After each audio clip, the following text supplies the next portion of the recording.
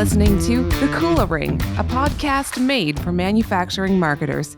Here are Carman Perry and Jeff White. Welcome to The Cooler Ring, a podcast for manufacturing marketers brought to you by Cooler Partners. My name is Jeff White, and joining me today is Carman Perry. Carman, how you doing, mate? I'm doing well. You? I'm doing great, thanks. I like these episodes when we don't have a guest every once in a while. I feel like we don't have to.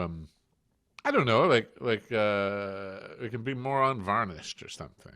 I don't have to do my hair. That's true. Yeah. I mean, people listening don't know this, but we record with video on, but we don't record the video. Because we care about you, and we don't want you to have to watch us. It's how the sausage is made is not necessarily something you need to see. But no, these are always fun conversations where we get to kind of dive into stuff that's impacting our world a little bit and kind of has us thinking these days. Absolutely. And I mean, a lot of that kind of comes to life around what we're doing with some of our clients and, things we've been learning about and all of that. So, it doesn't necessarily negate the fantastic conversations we have with the amazing manufacturing marketing guests on here, but it does allow us to kind of wander a little bit, because we do like to certainly promote the folks that we're chatting with generally and show what they're interested in, what they're thinking about. Yeah. So I mean, I think I'd like to dig into today, and I think that I would say it's still the case that account-based marketing is the man. I mean, it's moved beyond kind of buzzwordy now or the latest greatest thing, but it certainly hasn't gotten off the tongues of manufacturing marketers. And I think an awful lot of manufacturing marketers, still haven't dipped their toe into an ABM world, and the ones that have.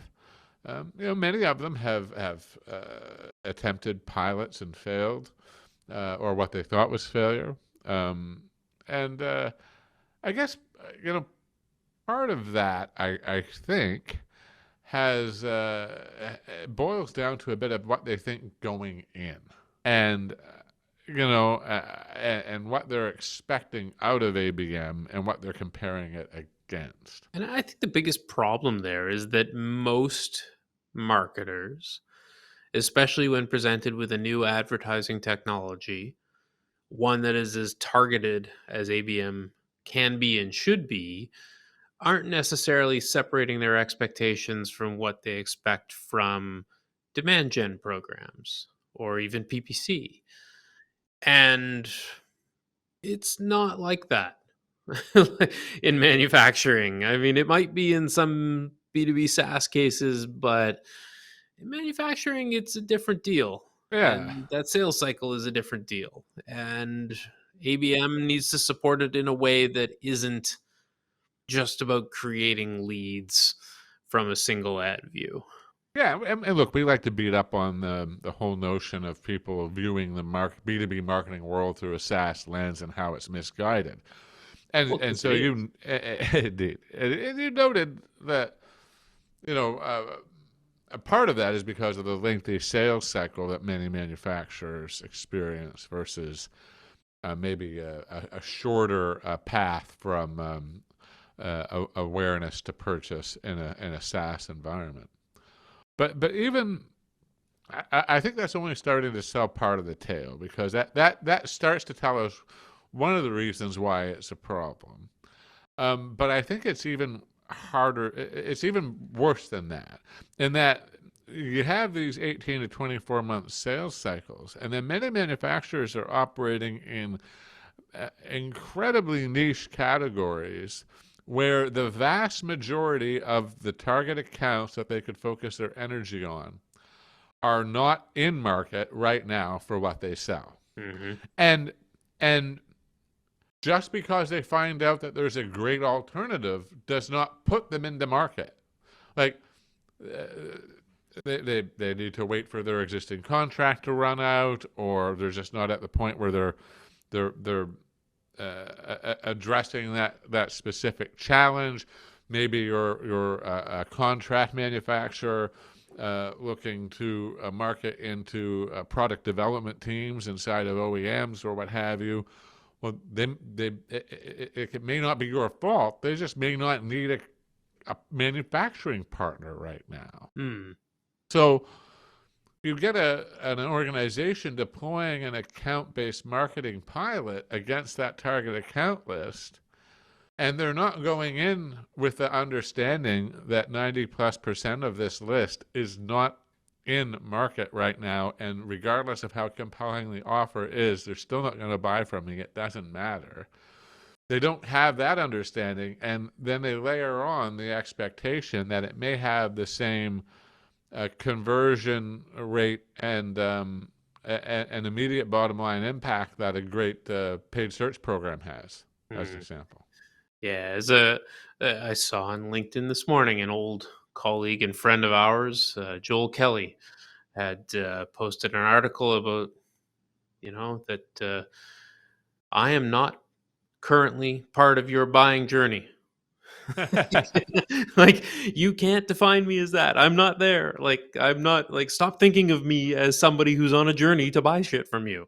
Like, Right. it's not where I'm going. Right. I might get there, but I'm not ready now. Yeah. So I think we've done a good job of shaping up the problem and kind of what is at its core is that niche category, relatively small number of people who can buy what you sell, and most of them aren't in market to buy it right now.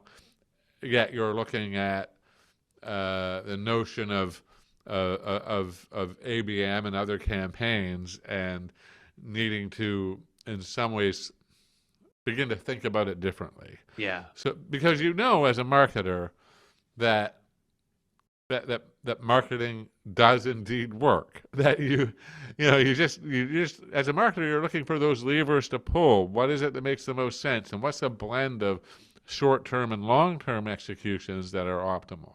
So I think that's what something that we've worked on a fair bit here at Kula, and something that I think would be helpful for us to talk about,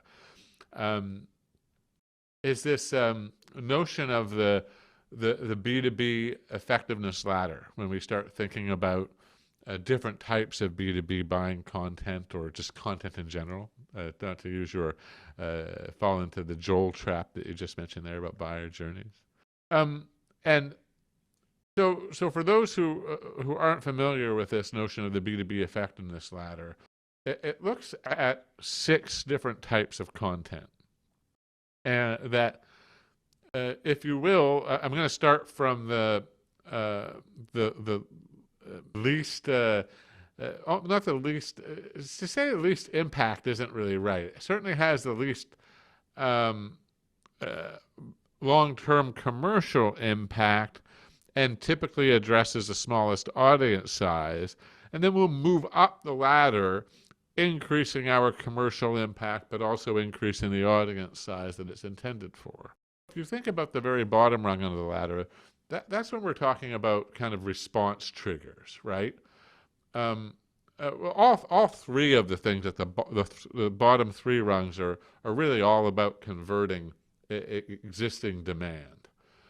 So if you think about those response triggers, that's where we're talking about driving campaign response and interaction. So much of what I think a lot of B2B marketers think of when they think about content is just that. What are we going to do to get somebody to fill out a form so that we can sell to them? Right? And the B2B effectiveness ladder looks at that as just one rung. And it sounds a lot like you're talking about that thing that we often eschew, brand marketing.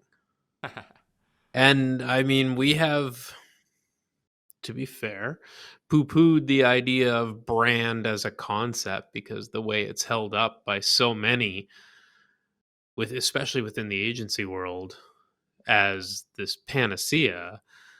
And yet this is kind of driving to a very different way of thinking about it. And I kind of want to frame that up before we go too much further into the ladder. Yeah, well, but like, to be fair, I don't think we've ever poo-pooed brand or the importance of Well, not brand. on this show. But what I think we've poo-pooed is the notion that creativity for creativity's sake, let's try to just simply shock and awe brand advertising. Like, hey, wasn't that funny? Um, uh, that type of brand advertising that seems to be trotted out by art director and copywriter teams, Awards shows. typically in their mid-20s, typically fresh out of school, typically not grounded in any kind of business reality, whatever. I think that's what we poo-pooed. For sure. And even some of It was that, blind metrics. yeah, and even frankly, some of that's pretty good. But that's probably what we poo-poo. But nevertheless, if we look at that kind of notion of going up the ladder, I think, moving beyond the response triggers, then we move into lead generators. Like, what are the pieces of content that help us improve the value of our sales pipeline overall? Okay, not just about a one-time response. And then there's also in the effectiveness ladder, they talk about sales closers. So what are the pieces of content that you can create, marketing executions you can imagine that produce those more short-term sales gains? So the good news is, I think these first three types of content, this notion of converting existing demand, is something that most B2B manufacturing marketers get. For sure. I think where we have a trouble talking to our executive teams, selling into the boardrooms, etc., is this notion of how do we create future demand? And how do we invest in things today that will not show immediate payoff? And won't show immediate payoff, particularly in the context of a 24-month sales cycle layered onto the fact that a huge percentage of our market will not even be ready to start that 24-month cycle. And so moving up the ladder, what I like about the ladder as a concept and as a framework for thinking about B2B marketing effectiveness is it forces you into those top rungs.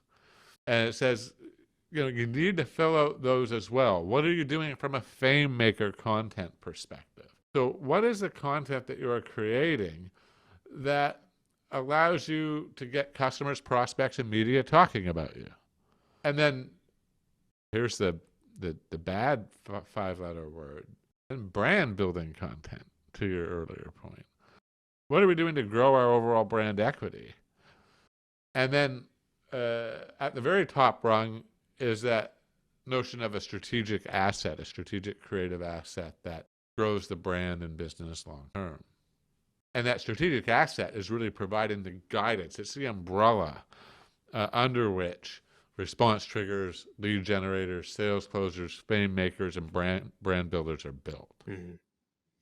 The thing about this entire ladder and the kind of the big long idea that encapsulates the whole thing is that it's largely about positioning, around the brand and kind of staking out that territory that differentiates and then building upon that. And I mean, that's a difficult thing to do. That this is not the realm of quick wins. Well, I think that I don't think that you need to give up the concept of quick wins. No, but this part of it, yeah. But you need to try. Well, I think what we're encouraging people to do is to think about execute on the campaigns to deliver those quick wins within an overall creative umbrella or vehicle that is capable of moving up into those more top rungs, so that over time you can present an overall cohesive creative message to the market. And this kind of notion of long-term creative investment, if there is one thing that runs counter to most manufacturing marketing reality, it's that. Yeah. Like, to try to convince a manufacturing organization to buy into a creative direction over the course of 5 years is, I think that's new territory for an awful lot of manufacturers. Absolutely. So how do you think, if you're a manufacturing marketer, you're listening to this and it's making sense, you've been trying different things, you've been having some success, but you're also not necessarily kind of driving the results that you're looking for, or not necessarily understanding the scale of investment that's required. How do you have this conversation? How do you bring this to the C-suite and get them to understand why it's important? Yeah, so I think the latter is really key to that because it communicates that success in B2B marketing effectiveness comes from hitting all rungs of this ladder. I think sometimes this conversation falls down because it kind of is often presented as, guys, I think we've been investing too much in short-term things and not enough in long-term stuff, and we should divert our investment, or it's like a pivot in some way. Whereas I think part of the comfort that the B2B effectiveness ladder delivers to those skeptics is to say, we're not going to stop producing that stuff that creates some short-term benefits. We're not going to stop working on that. In fact, we're going to wrap that in a creative umbrella that helps it be even more effective. And this notion of wrapping the overall B2B effectiveness ladder inside of this notion of a big, long idea. What is that creative platform that can extend across the ladder and lift up the effectiveness of each rung? I think that goes a long way to helping B2B manufacturing executives understand why they need to think beyond the now. Maybe I'm biased. No, I don't think so. They are interesting projects to work on, certainly. And the other thing is I think if you start discussing the dynamics of a big, long idea and what does it mean, I think most, even somebody outside of the marketing function will get what you're talking about. Because there are really three core dimensions of the big, aside of a big, long idea, and three core dimensions of long. So just to quickly cover it maybe, as we look at a big, long idea and what makes it a big, long idea, how do you know that it's capable of fueling content across the B2B effectiveness ladder, fueling marketing programs, campaigns, executions over a multi-year period? On the big side, first things first is it needs to encompass your offering. Like most B2B manufacturers have a fairly complex offering. And bigger ideas can communicate clarity and unity across that offering. Kind of blends both an emotional and a rational impact. It doesn't force you to kind of imagine, it could be fully emotional and not be rational about what business that you're in, if that makes sense.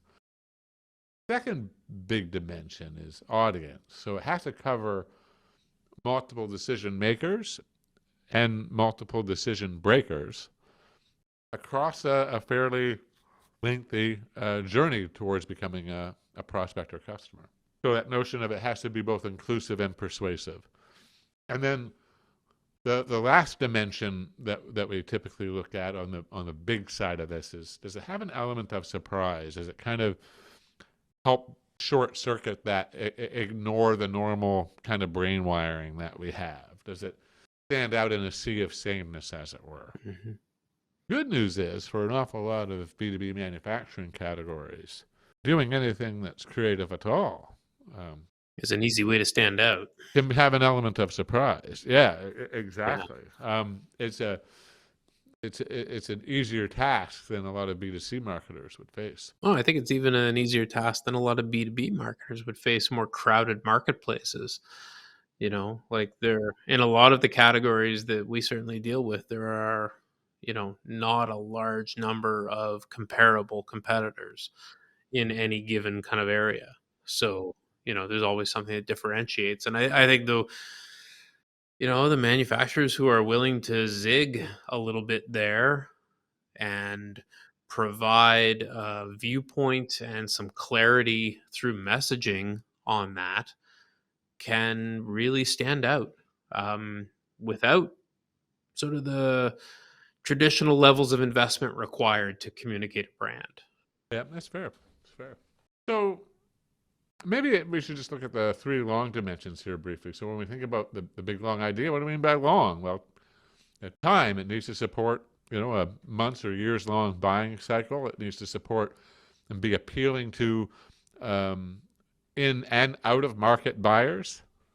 So that requires certainly a level of adaptability and flexibility over time that you need to imagine as you're evaluating an idea. Continuity, it needs to, as you get deeper into the brand story, it needs to always make sense.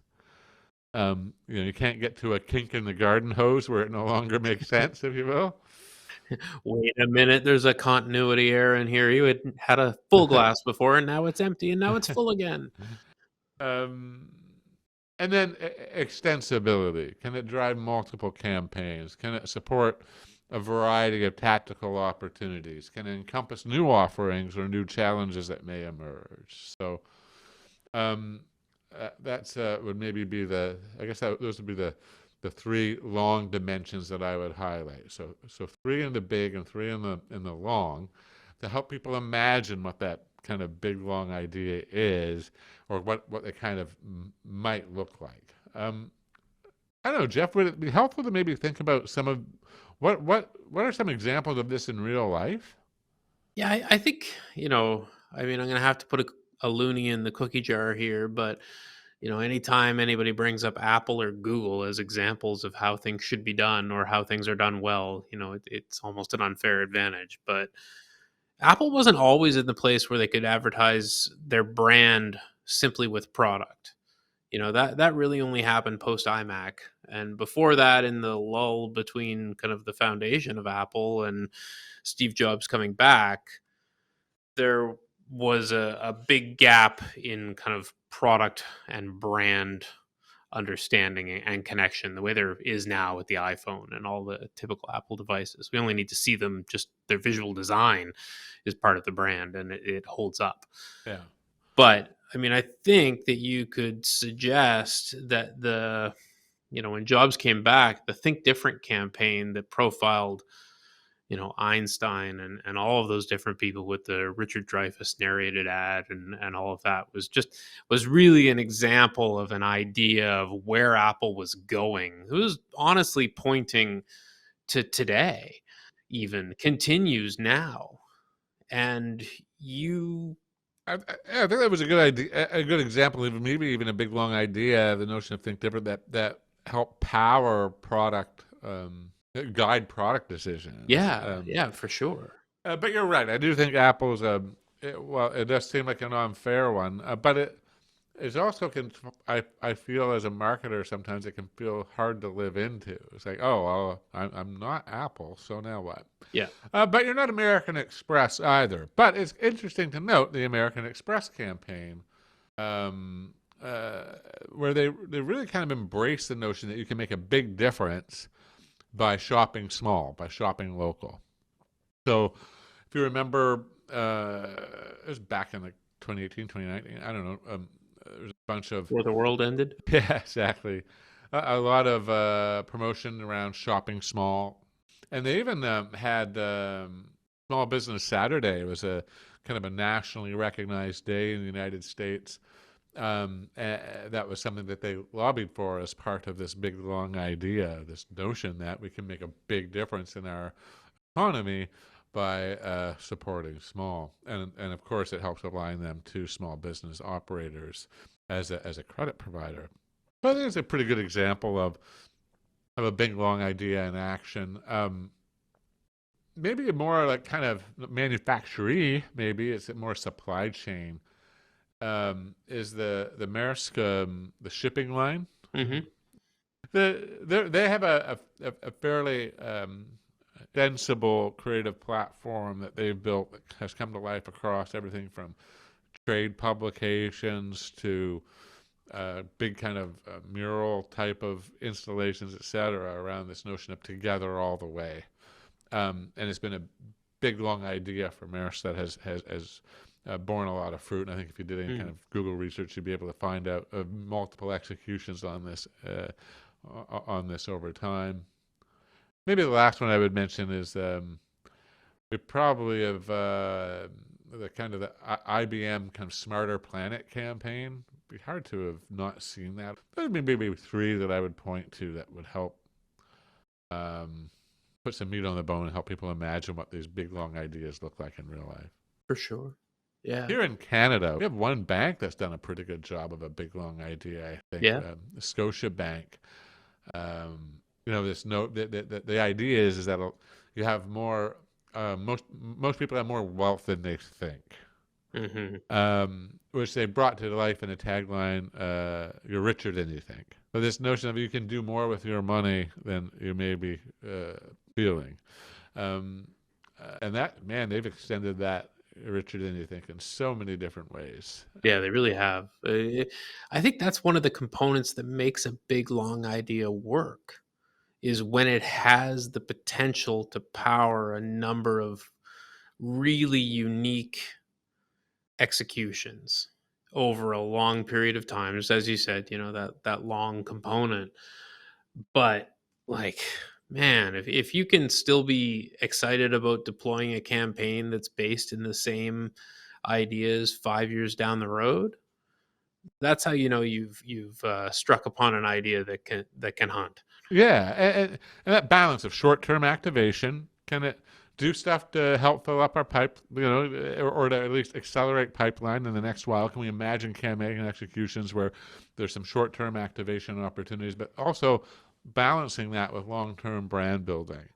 And I find in so many manufacturers, if they do have a focus on the brand build side, it will be divorced from the short-term activation. Sometimes very different initiatives or different projects, different people being responsible for them. So it kind of runs quite counter to what we know to work better, right? Yeah. You had asked before about selling this to people who are, maybe a bit skeptical and need to be convinced to spend more money and to commit to a longer time in market.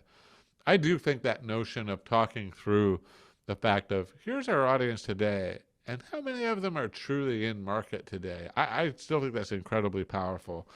And it's such a difference from the SaaS world. And much of the SaaS marketing, you're bringing a solution to market that maybe attacks a current problem, but does so in a more unique and digital way. And so there's some part of your challenge is really just explaining to people that this exists and that it's possible, and that the price is worth it. Right. So you can get them. They may not be in market right now, but you can get them into market pretty quickly. That's a lot different than having a 5-year contractual obligation that means that I'm not in market for another 3 years, and then I have a 2-year cycle to select my next provider. That's a different world. Yeah, for sure. That realization, though, that not everyone is a prospect right now, that's a powerful one. Yeah. Yeah, and I've said this before, BANT is BS. If you work in a niche environment and you're going to decide to ignore a lead, ignore a contact, ignore a target account, simply because they don't have budget, authority, need, and timeline right now, you've just proved that you don't understand the world that you're in. You just prove that you probably shouldn't be selling in that environment, because they don't have budget, authority, need, and timeline now, but they're going to have it 3 years from now, and you better find a way to demonstrate your value to them between now and then. Well, and I think you said that within the context of a lead. Let's think about it, all the people who don't convert, but are just influenced by the messaging that your big, long idea is getting out there and washing over them over the course of those 3 years. And the differentiation it puts in their minds of your offering versus your competitors, that when they are interested, even at that point, they're not BANT qualified. Yeah. but they've been hearing this messaging for so long. It's incredibly powerful. Yeah. And so how much is that worth? How much does that increase your propensity to actually get that eventual deal into closed one? Yeah. Exactly. So, the good news is there's all kinds of research to show that this is a much smarter approach. The bad news is it is still a bit like religion. Like, you got to kind of just believe in it, because it doesn't come true in 90 days. So maybe instead of religion, we can call it a 401k or an RRSP, depending on which side of the Canadian border you're on. Yeah, you're making a great point, because that's such a common comment in content marketing these days. People encouraging you to think about content marketing like an investment strategy. I've seen a lot of that commentary. And that's true, but it's that exact same narrative that will get you in trouble if you don't balance it with the short-term activation, and understand that as well. Right. So I do like that notion of it is like an investment. It takes a little while for you to compound your earnings. But at the same time, I think marketers will do well to balance that as they sell it up the chain. Yeah. Don't ignore the money market funds, folks. All right. Well, look, this has been fun. Yeah, no, I've enjoyed this. Thanks a lot, mate. Thanks for listening to The Cooler Ring with Carman Perry and Jeff White. Don't miss a single manufacturing marketing insight. Subscribe now at KulaPartners.com/The Cooler Ring. That's KULAPartners.com/The Cooler Ring.